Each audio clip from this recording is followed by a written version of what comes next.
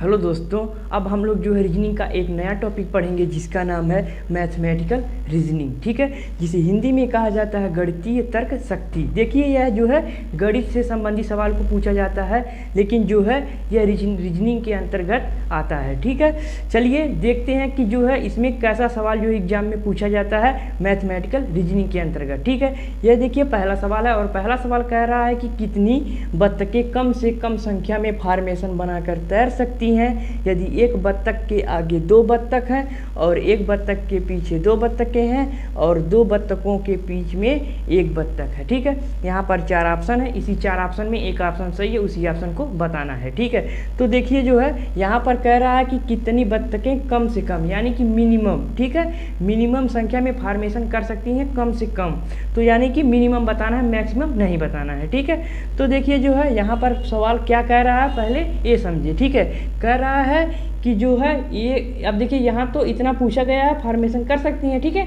फिर कहा गया यदि एक बत्तखों के आगे दो बत्तख है, सॉरी एक बत्तख के आगे दो बत्तख है। ठीक है, तो देखिए जो पहले एक बत्तख, ठीक है,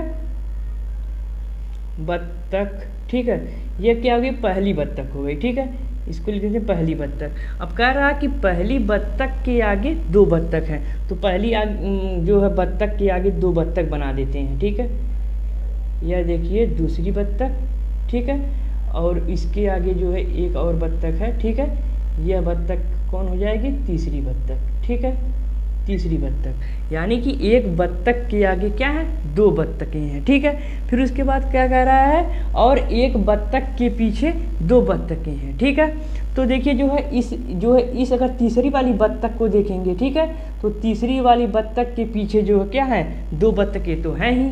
ठीक है, क्योंकि हम लोग को मिनिमम करना है तो इसके पीछे तो हम लोग बत्तखों को बनाएंगे नहीं, क्योंकि तब मैक्सिमम होने लगेगा। ठीक है, तो हम लोगों को मिनिमम जब ज्ञात करना है तो जो है इसी के पीछे दो बत्तख तो हैं ही, तो हम लोग आगे सवाल क्यों लगाएं। ठीक है, अब उसके बाद देखिए क्या कह रहा है, और दो बत्तखों के बीच में एक बत्तख है, तो देखिए यह पहली बत्तख है। ठीक है, यह पहली बत्तख और यह दूसरी जो है तीसरी बत्तख, इसके बीच में क्या एक बत्तख आ जा रही है। ठीक है, एक बत्तख, तो देखिए यहाँ पर भी जो हम लोगों को सवाल आगे लगाने की ज़रूरत नहीं है, क्योंकि जो हम लोगों को जो है मिनिमम ज्ञात करना है तो जो है यहाँ पर जो है जैसे सवाल कह रहा है वैसे इस तीनों में भी मिल जा रहा है। ठीक है, तो इसका मतलब यह है कि सबसे जो है कम से कम संख्या में फॉर्मेशन बनाकर जो तैर सकती हैं वह तीन ही बत्तखें हैं कम से कम। ठीक है, अब विकल्प में देखिए, विकल्प में 4, 5, 3, 8, तो सबसे कम क्या है, तीन ही है, तो यही जो है तीन जो सी वाला ऑप्शन है यही हम लोगों का क्या हो जाएगा, राइट ऑप्शन हो जाएगा। ठीक है,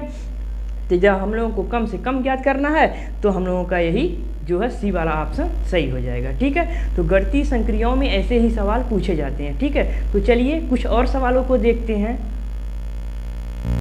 यह देखिए दूसरा सवाल है, और दूसरा सवाल देखिए क्या कह रहा है। दूसरा सवाल कह रहा है कि 25 छात्रों की एक कक्षा में 18 ने संगीत लिया है, 26 ने कला तथा 2 ने कला व संगीत दोनों लिया है। ठीक है, दो छात्र ऐसे हैं जो है कला और संगीत दोनों को लिया है। ठीक है, कक्षा में कितने छात्रों ने न संगीत और न कला लिया है। ठीक है, यही बताना है। यहाँ चार ऑप्शन है, इसी चार ऑप्शन में एक ऑप्शन सही है, उसी को बताना है। ठीक है, तो देखिए ये सवाल कैसे लगेगा। ठीक है, तो सबसे पहले देखिए 50 छात्र हैं, टोटल 50 छात्र हैं। ठीक है, इस 50 छात्रों में जो है 18 छात्र ऐसे हैं जो केवल संगीत लिए हैं। ठीक है, तो यहाँ पर संगीत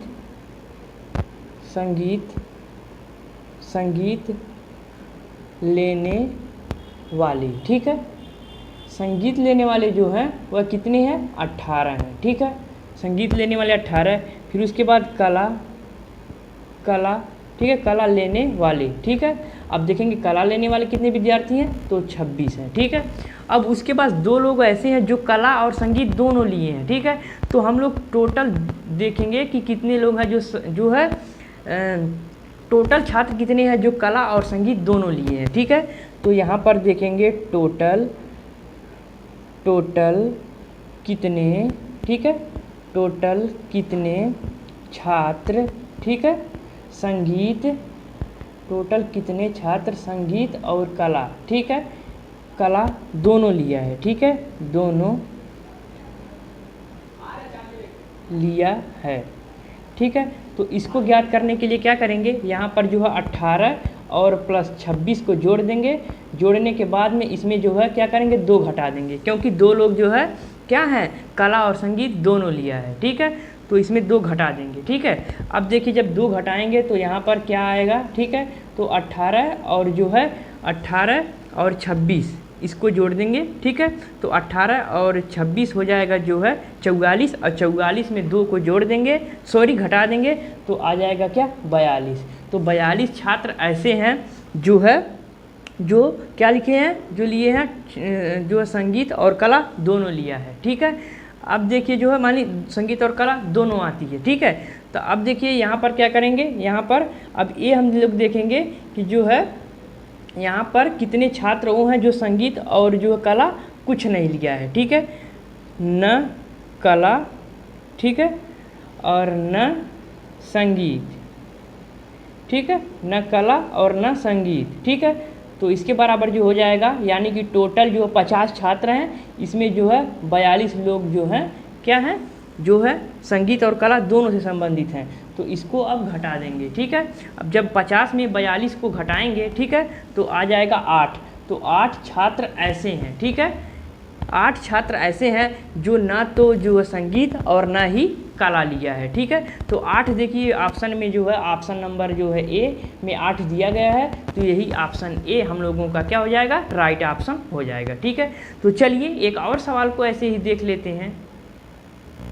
यह देखिए तीसरा सवाल है, और तीसरा सवाल भी दूसरे सवाल के ही जैसा है। ठीक है, यह देखिए सवाल क्या कह रहा है। यह सवाल कह रहा है कि 25 पर्यटकों के समूह में से जो है 10 गुजराती बोल सकते हैं, 12 मराठी बोल सकते हैं, 5 गुजराती मराठी दोनों बोल सकते हैं, तो कितने लोग न मराठी न गुजराती बोल सकते हैं। ठीक है, यहाँ पर जो 4 ऑप्शन है, इसी 4 ऑप्शन में एक ऑप्शन सही है, उसी ऑप्शन को बताना है। ठीक है, तो चलिए देखिए ये भी सवाल उसी के ही जैसा लगा था जैसे जो है दूसरा सवाल लगा है। ठीक है, तो चलिए इस सवाल को भी लगा लेते हैं। तो देखिए 25 पर्यटक हैं। ठीक है, टोटल 25 पर्यटक हैं। ठीक है, इसमें जो गुजराती बोलने वाले हैं, ठीक है, गुजराती, ठीक है, भाषा, जो गुजराती भाषा जानने वाले हैं वह हैं 10। ठीक है, और मराठी कितने जानते हैं, मराठी भाषा, ठीक है, मराठी भाषा बोलने वाले जो है वह हैं जो है 12। ठीक है, अब देखिए अब हम लोग देखेंगे कि जो गुजराती टोटल कितने लोग हैं जो गुजराती और मराठी दोनों बोल सकते हैं। ठीक है, ठीक है, तो जो है गुजराती और मराठी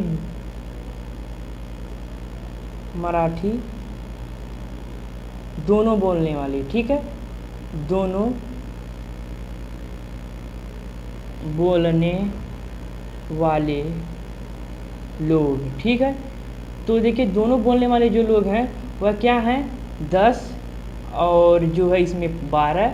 ठीक है, और इसी में जो है 5 लोग ऐसे हैं जो गुजराती और बंगाली दोनों, सॉरी 5 लोग ऐसे हैं जो 5 लोग ऐसे हैं जो है गुजराती और मराठी दोनों बोल सकते हैं, तो यही 5 घटा देंगे। ठीक है, अब देखिए जो है इसको जोड़ के और इसमें 5 घटा देंगे। ठीक है, तो देखिए 10 और 10 में 12 जोड़ेंगे तो 22, और 22 में 5 को घटा देंगे तो हो जाएगा जो है 17।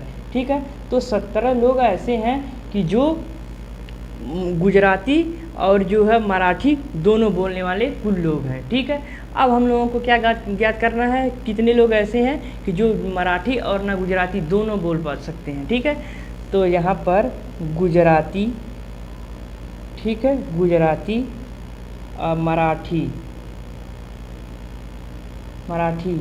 दोनों, ठीक है, यह देखिए इसमें का है। ठीक है,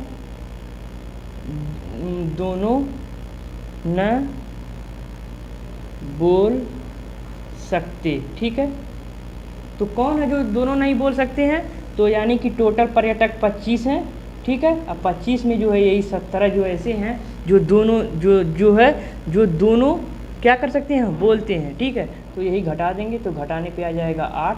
ठीक है, अब घटाने पे आ गया जो 25 में 17 को घटाएंगे तो 8 ही आएगा। ठीक है, तो यही 8 लोग ऐसे हैं जो ना तो गुजराती और ना ही मराठी बोल पाएंगे। ठीक है, तो ऑप्शन में देखिए सी वाला ऑप्शन जो है 8 दिया गया है, तो यही सी वाला ही ऑप्शन हम लोगों का राइट ऑप्शन हो जाएगा। ठीक है, तो देखिए जो है मैथमेटिकल रीजनिंग का जो है ऐसे ही सवाल अक्सर एग्जाम में पूछे जाते हैं, और जो है ऐसे जो है सवाल को ऐसे ही लगाना है। ठीक है, तो अगर आप लोगों को यह वीडियो पसंद आया होगा तो इस वीडियो पर लाइक करना, अगर चैनल पर पहली बार हो तो चैनल को सब्सक्राइब करके बेल आइकन को भी प्रेस कर देना। ठीक है, तो चलिए आज के लिए इतना ही, मिलेंगे नेक्स्ट वीडियो में, तब तक के लिए बाय बाय।